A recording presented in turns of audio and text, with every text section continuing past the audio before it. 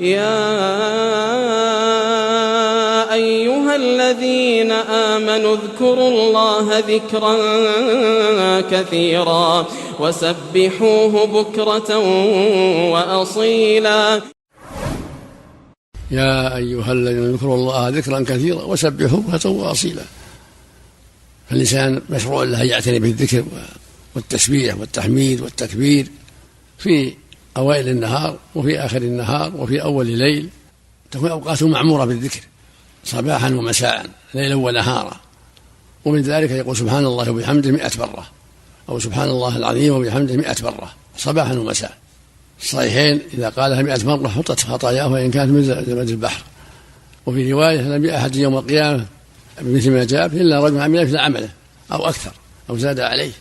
هذه الفضائل في غفران الذنوب وحط الخطايا كلها مقيدة بالأحاديث الأخرى والآيات الدالة على اجتناب الكبائر والحذر من الكبائر. وفق الله الجميع، وصلى الله وسلم. اللهم صل وسلم.